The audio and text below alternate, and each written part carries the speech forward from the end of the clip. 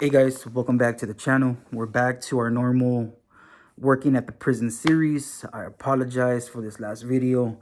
I ain't gonna lie, like I thought I was gonna get more of a positive feedback or just more of interaction with that video. Um, Only because like I just felt like there was a song that I was listening to. If you see the video, then you know what I'm talking about.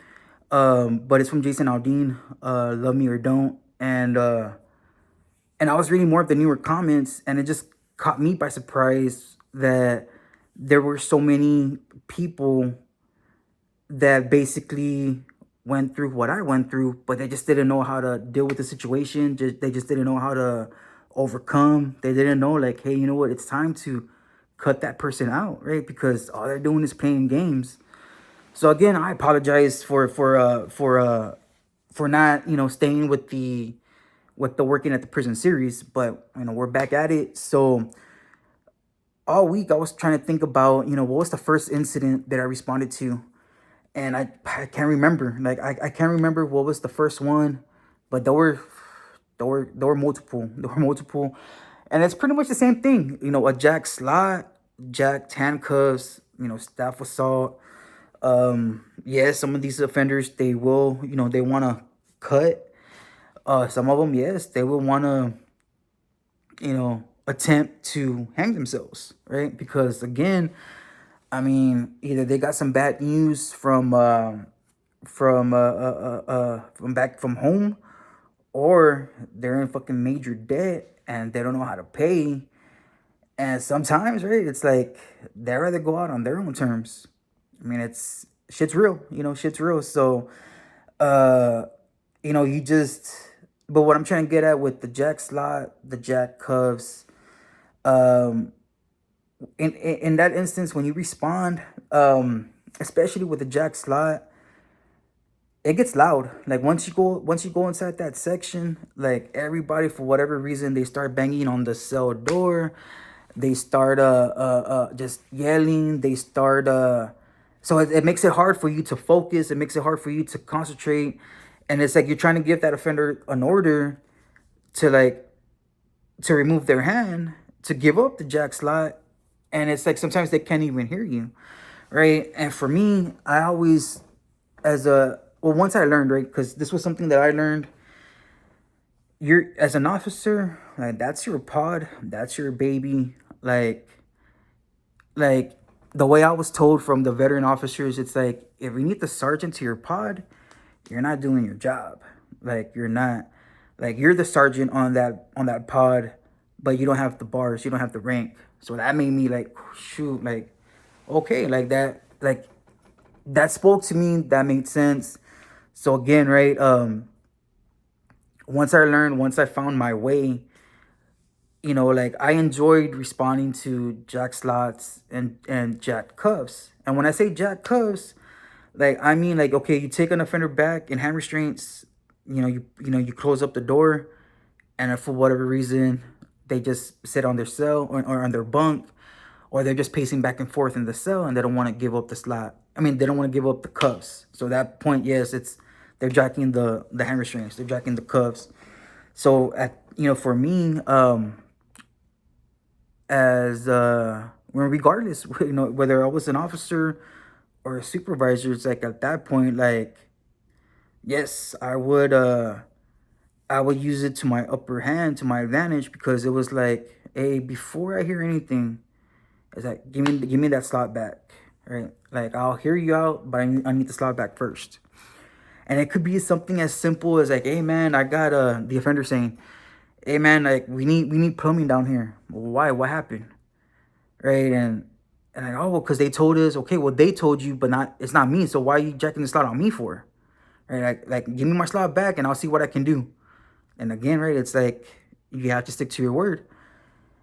Or if not, sometimes it can be like, hey man, well the other officer promised me an extra tray. Well, that was the other officer. Like, deal with it with them. Like, I'm not like that's not my issue. So it's those kind of things, and sometimes it's like really like that's why you're jacking the slot. Like, come on, man. Like, I don't got time for this. But in order to continue feeding, you got to get that slot back because it's like I said it before. If you continue feeding, then his homeboy down the row or in the other section, they're gonna have to jack slot two. So now it's like you have two slots to get back, right? If you have more than one, like you as the officers, like you're gonna messed up. Now being honest. So it's like, but I always had the upper hand. I'll never forget this one time as I was a supervisor already. I was on 7 building and I was on nights and the building officer from 8 building, he called me to the from the at the office. Well, actually, he called me on the radio. Then he asked me to call him right on to his office. So hey, what's up? And he's like, hey man, he goes, I have this dude. He jacked my cuffs. And he's like, I don't want to call ICS. You know, you think you come help me out? Like, yeah, I got you. Like, let's go. And he was a G5, and I don't know what came over me, but I'm like, what? I'm like, it was an L pod. I think it was 2 section, somewhere on 2 row, or 2 row or 3 row. Anyways, I just, like I said, I don't know what came over me, and I basically told him, I'm like, look, you're gonna make this harder for you and your celly, but if you don't give up the cuffs, I will make sure we suit up a 5-man team and we take away all y'all's property, even your mattress. Y'all won't have anything. Y'all want to play? Let's play. Like, I don't want, like, whatever it is, I'll hear it, but I need the cuffs. What's it gonna be?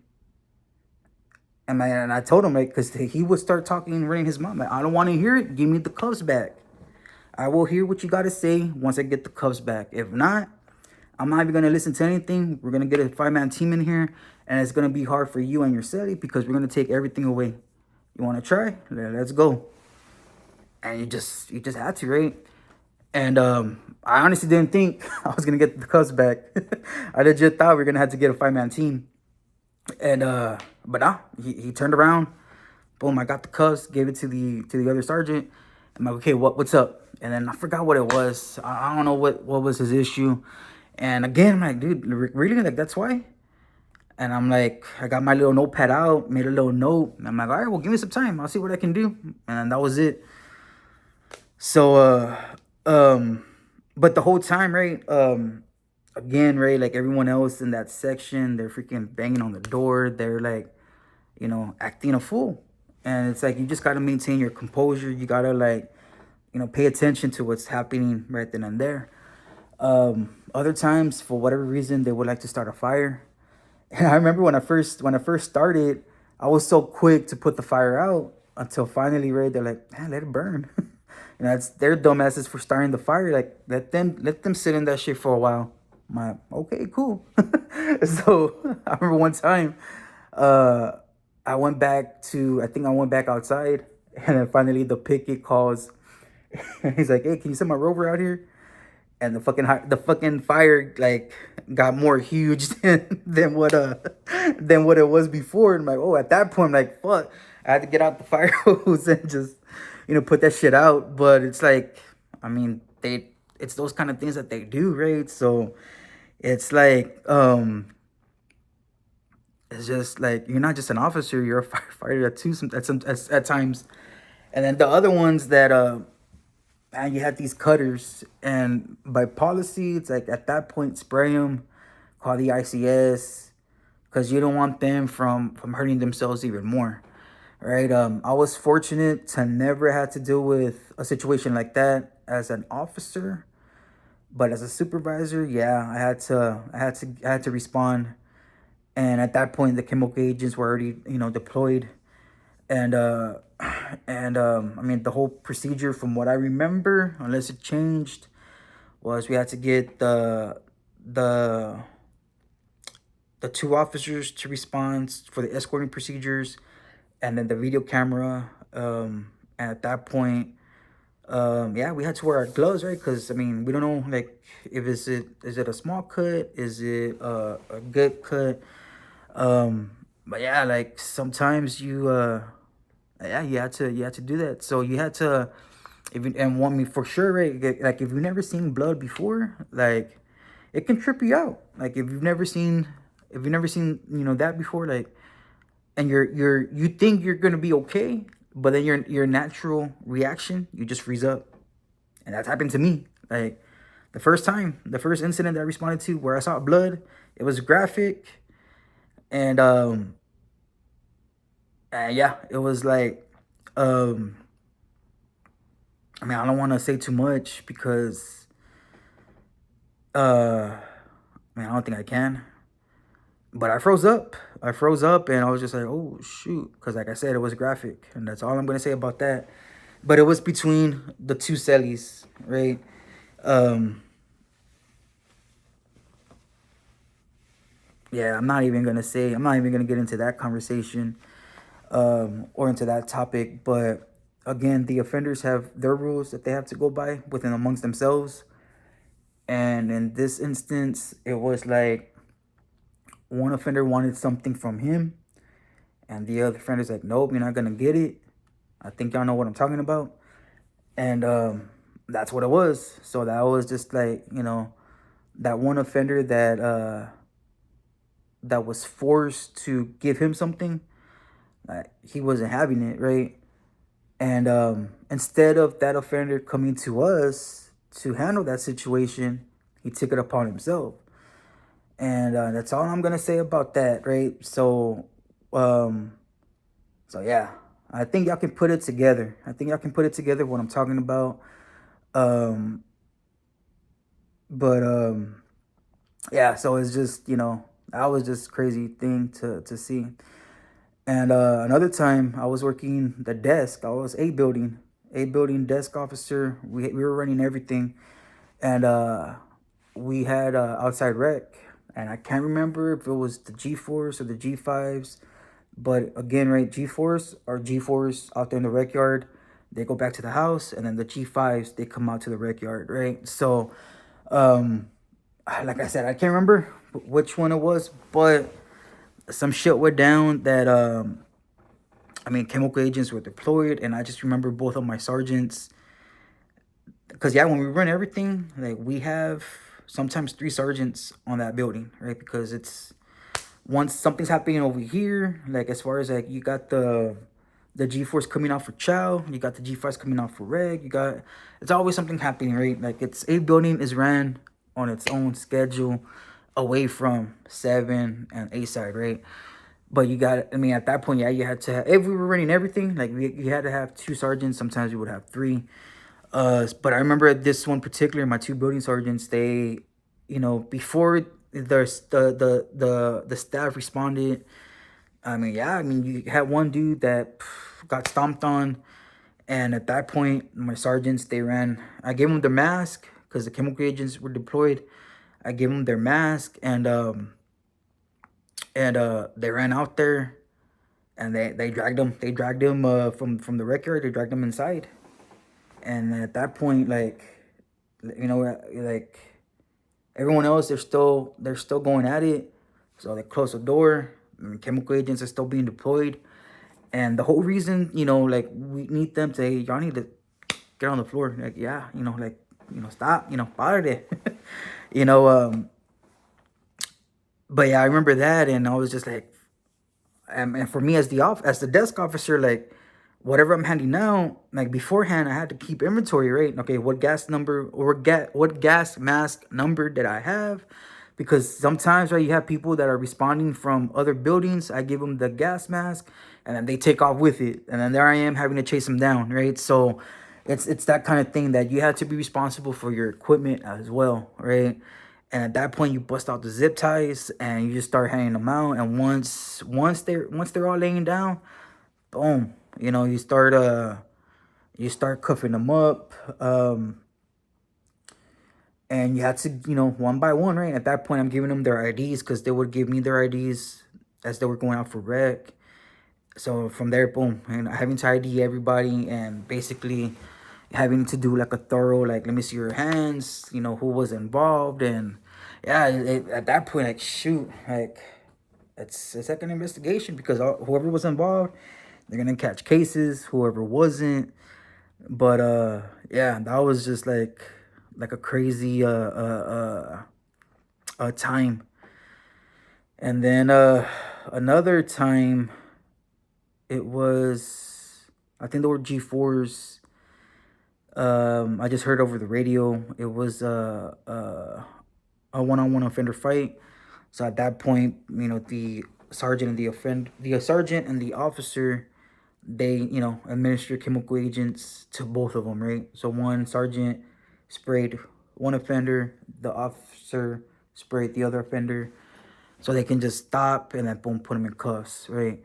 Um, and another time, I heard about it. I didn't see it, but I heard that and this is something too that you gotta be careful, because if you're not giving these offenders their showers, because there's one particular officer, he what he liked to do, the way he would knock out the showers, he would go up to the cell door and not even attempt to wake him up, but he would just say, "Hey, shower." Like, come on, man. Like, but at least on camera, it shows that he went to the door.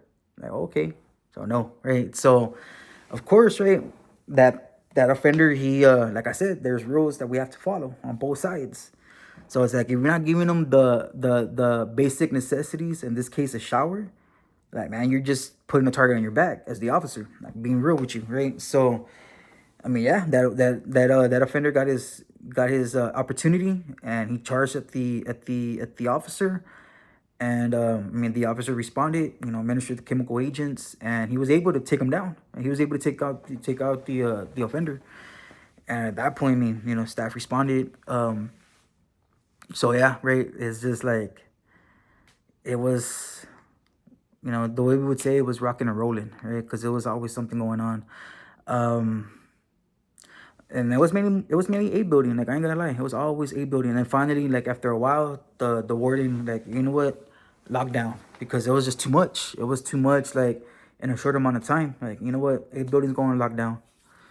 And the whole purpose was week one, day one, right, for the A building. So at that point, they didn't come out for anything. They got fed in the house. They would come out for their showers, but they didn't come out for a day room. They didn't come out for well, I was just like, the warden made that call, like, whether if it was just the pot itself was on lockdown, or the whole building, right? And it was the warden's call. It was O1. It was his call. And at that point, when they were on lockdown, I don't think I went into too much detail, but when they are on lockdown, your job as the officer was to do your rounds. You still have to do your cell searches, and then showers, and then but the good thing was that they didn't come out for day room. They didn't come out for chow. Commissary was out the window. So it was kind of like a little breather, kind of, but still, you had to jack slots for whatever reason. Um, and what else? So like I said, it was a little breather. But then when the whole unit was on lockdown, now I'm going to, like, when it was like semi-annual, that would be more like spring cleaning, right? Like, we would go through all the offenders' property, and then we would take them out, put them either out in the rec yard, and then you had one group of officers that were going through their property, picking up any contraband, or yeah, at that point it was considered contraband because it was altered, right? So for example, if they bought a fan and you look at the ID, where the ID number's at, if it's been scratched off, that's already altered, that's considered contraband. Gotta pick that up. The radio, same thing. And the whole purpose, right, when we're going through the property, is to make sure they have stuff that they're supposed to have. Make sure that they don't have homemade tattoo guns. They don't have man, I mean, shit. The stuff that we always looked for, right, was drugs, money, cell phones, maps of them wanting to try to escape. So it was like, that's the stuff that we look for. And then inside the cell, I mean, yeah, we would look inside the cell. Look pretty. I'm not gonna say too much of where we would look at. But yeah, we would find some stuff. Like homemade shanks, homemade alcohol, which, hooch. It would be hidden behind the toilet, and So it was crazy, right? It was crazy. And you can tell, right, when it was homemade hooch, like you can tell, it had a smell, right? So when you did your round, it's like you smell it. So it's like at that point, hey, soul search. You know, take them out, put them in the showers, and you go inside that cell and you're like, you know, you smell it, so you're like, shit, where's it at? And sometimes you would find it, and sometimes, and they fucking hit it good. Like I ain't gonna lie. But I always found the hooch in the day room. You know, when they're out there, and I get it, right. It's like, man, they just wanna chill. But like, hey, you know, it's contraband. Gotta pick it up. Um, I'm trying to think what else. I'm trying to think what other incidents. Like I said, I couldn't remember the first one that I responded to. I do remember the first attempting of a hanging. I remember that one. My rover was, I don't know if she was dropping for chow. I don't know what she was doing. I just remember I was up in the picket and I see her flash her flashlight at me, and then she made the universal sign, which is, you know, this. And I'm like, oh shoot. So I call the ICS, right? I call the ICS and I'm like, this is I think I was in G pod, you know, this is G picket ignition ICS. My rover is saying that there's an attempting hanging, you know, and then at that point I need a supervisor, additional staff, medical to be on standby, and a video camera operator. And at that point, like, I become a witness now, because it's like, who did all respond? You know, because it's all part of the ICS, you know, paperwork. Uh, Trying to think what other. I think that'll be it for this video. Again, all my new subscribers, I like to keep my videos like anywhere between, you know, 15-20 minutes, just so that way, because I get it, right, like y'all have stuff to do, and I just want to get on here, you know, tell y'all my story, and then, you know, just, you know, stay tuned for the next video and just keep it like that. So I think that'll be it for this one. If you came across the video and you like it, make sure you hit that like. If you came across the channel and you're not a subscriber, make sure you subscribe. And I hope y'all are well. I hope y'all are blessed. And I will see y'all on the next one.